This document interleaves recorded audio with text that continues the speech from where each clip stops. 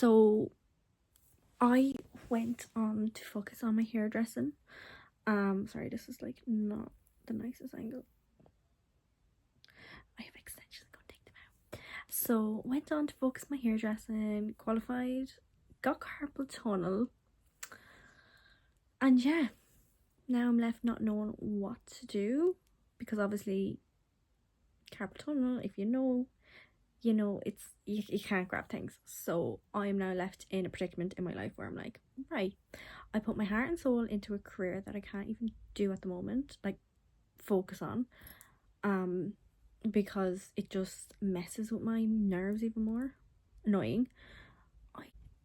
It's not really fun. Still stuck in the home house. That's not fun either. The cost of living, not fun, but hey, life's a vibe. Oh my god. So yeah. Take these out. I feel so stupid with them in sometimes. I wore them out before, like once, and I'm telling you, like, I literally was sweating. I was sweating so bad. Like, we're in like the nightclub, and it was so warm. I've been just rotten. Like, I edited the video as best I could. I uploaded on TikTok, and now I'm just gonna get unready, and him not wanting to eat. So yeah, just gonna give my hair a little brush.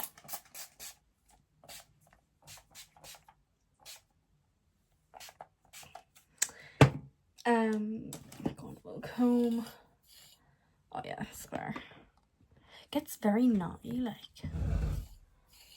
But yeah, have the extensions out. My hair is looking crispy. Like with me being out of work, I just feel awkward going in to work. I'm just gonna say it, like, I just feel awkward going into the place of work when I know physically, like, I'm taking like an appointment for a client and things like that. Like, I could probably book in somewhere else, which I have done with one of the girls, but that I used to work with, and I just feel so bad taking up an appointment that could be used for someone else. I don't know, like, can someone explain that to me, why I feel guilty? Like, even if I pay and all, like, I still feel guilty that somebody else wants to probably get in. So yeah, just guilt. Then after, but yeah, like, no like update on life really, apart from my health, and that's really it, to be fair, which is not too bad. Like, nothing crazy, still at home clearly, like I said. I just really just itching to move out, but obviously it's been such a setback with like my health and stuff that obviously I can't afford to move out, which is a pain. And I was thinking, oh, like, what other careers could I do? And it's just very heartbreaking, like, working for something for so long career wise, and then it being like stripped away from you, being like, no, you're not able to do that anymore, your body physically can't do that anymore. And the fact that obviously I was doing eyelash extensions as well, it's not like my backup is going to back me up now, is out there now. Like, TikTok, everything is so like, oh, how do I even say this, scripted. That's the only way to say it. Like, everything is so scripted.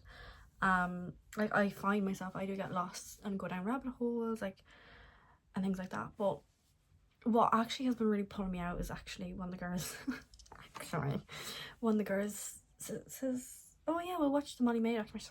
Oh, okay, I don't have that channel, so I'll watch like an episode of that. Forgot the girl actually had a YouTube, so I've been kind of like here and there watching her YouTubes and all. Like, they've been really pulling me out the hole of what I could possibly do. Obviously I don't really have an exciting life, but if you're plottering around, like, shouldn't be too bad. I'm not one that likes to video anything in public either, that's another thing. But hopefully I'll have something exciting soon. But if you remember me, like from when I started my Snapchat, like everything was like, it was literally called Seriously Not Serious, like because everyone was taking Snapchat and the makeup so seriously. I was like, no, there has to be something else. I need to find that girl again that I was.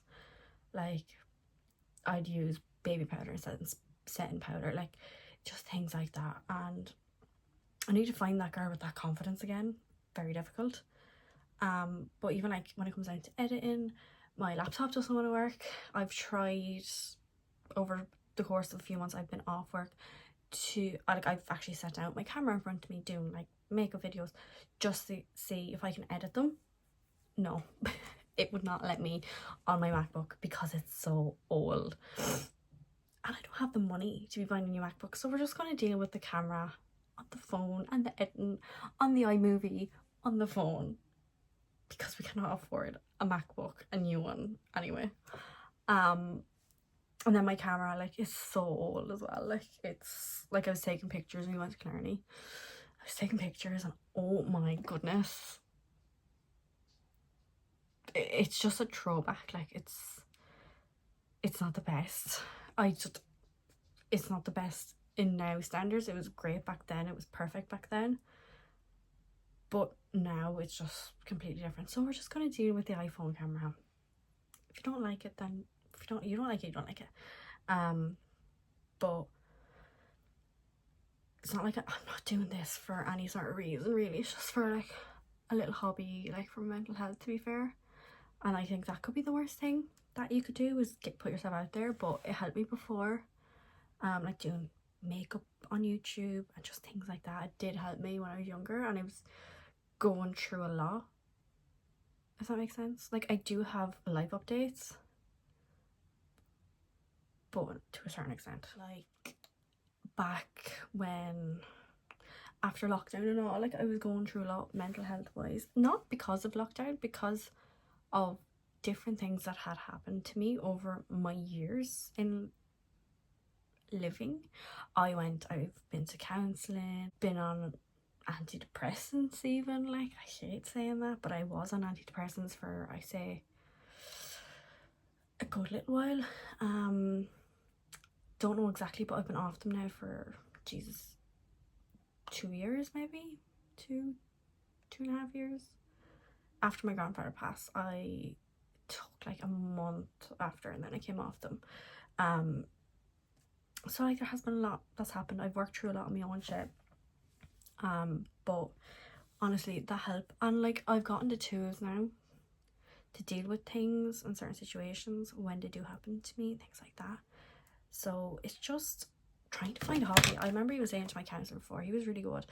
I was like, I need a hobby. He was like, what do you like doing? I was like, oh, well, I like working. I like to work. Work gets me out of everything. So I remember him saying like, well, okay, well, you like, that's great and all, but you kind of might need something else that's not necessarily work. And now I understand why. I've worked myself to a bone over these years, like 7 years being out of school, and I have literally, I'm only 25 and my body is already gone from underneath me. Like, work wise, yeah, maybe, like, perhaps. Is there something else I could do? I don't know. I'm trying to find new avenues. Like, I actually am trying to find new avenues, and I'm trying, like, there is another opportunity waiting out there for me. I just don't know what yet. I really don't know what. And the worst thing is, I do love doing hair. Like, I love doing the girls' hair. Like, you know, like, clients that I love doing it. But it's the aftermath that gets it for me. Like, even during process, like, if I was back to back all day doing hair, it's not a pretty sight. It is not a pretty sight. I actually am the worst person in the world. Like, I was dropping my dryer, I was dropping my brushes, combs were going flying, and I was actually, where my section was in the salon, I had a wall at my back, so luckily there was no one behind me because the brushes used to just go flying. I was in a corner in the salon, so they couldn't go too far, but like I was still dropping them. Like it still defeats the point. Scissors went nearly one day I had to catch it. Worst thing ever is like catching a scissors, because you're trying to catch it where you're not getting stabbed. That's fun. But yeah, what else has been going on? I'm doing like a lot of like things outside with like nature and stuff.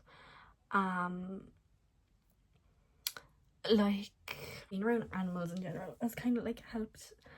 I find, if you know me, like I love my animals. Like I love all creatures, small and large. But yeah, like that has helped me in a sense as well, like just being able to like be there with the animals. Literally seen a hearse, not like I didn't see her, I was gonna say calf, seeing a hearse like with her foal, just things like that really just opens up your eyes. Like there's so much more to life than just hairdressing and being in a career that you can't do. I was down and out, and like I had put on this front of being like, no, I'm fine, and I was not fine.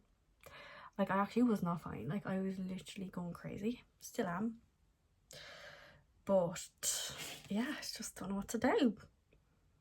Like I've literally came off birth control there in October as well, and my periods decided to come. They were kind of regular, and then all of a sudden it wasn't. But it took like 4 months to get them back again. Because I knew that they wouldn't be regular, but I didn't realise that they would be this bad. Like I was so scared. Like I was like, okay, well if it wasn't a baby, it like what is it? Because it wasn't like coming up on any tests. So I went to the doctor and I got my bloods done. Nothing came back. So that's great. But yeah, like I just don't know. I think it could have been the stress, and obviously the fact that I came off it, but it just doesn't make sense. Like, but it makes sense. Like it doesn't make sense, but it makes sense. I don't know. Anyways, we're all not dancing around like a fucking bonfire all the time, like and that's just as simple as that, like, to be fair. Like my skin's broke out, my scalp is broke out as well, like obviously with stress and not knowing what my next step is as well. Knowing me as like a person, you know, I always have an idea of what my next step is. I always know what I want to do, where I want to go. I'm very like I'm a very optimistic person, if I don't say so myself. Like I'm always like half glass full type of gal, always. Like there's obviously that bit of doubt, but like especially like with people, and I'm always like a half glass full. So being in this situation is very sucky, and look, it is what it is. People have come and go before me, same thing they've dealt with, so I'm just gonna have to get on. And that's what I've been telling myself, is that, oh, there's been plenty of people before you, Ciara, that's been in the same situation. And I don't know if that's toxic or not. I feel like it can be a little bit toxic, but come from someone that's always had like an idea, or the backup has always worked out. Backup is not working out, so we'll see. I'm stressed, and people are like, oh, but sure, you're doing nothing. Like, exactly, I'm not used to being doing nothing. I'm not used to it. Like it was until I went to doctors in November, because I was like, right, okay, getting up to the busy seasons. And then December rolled around, he's like, yeah, you're kind of not able to function. But that's just life. I don't know if I'd be able to do a desk job. You'd still be suffering with it. So I don't know what my next step is. Like, it sucks so much. It actually sucks so much. What would Molly May do if she was me? What would all these people do if they're in this situation? Like, I don't know, because I'm not them.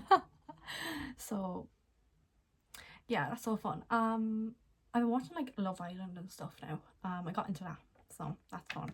Just getting food now. Himself has arrived, so I just gotta go eat that and then watch Love Island tonight. I am absolutely wrecked. I don't know what is going on.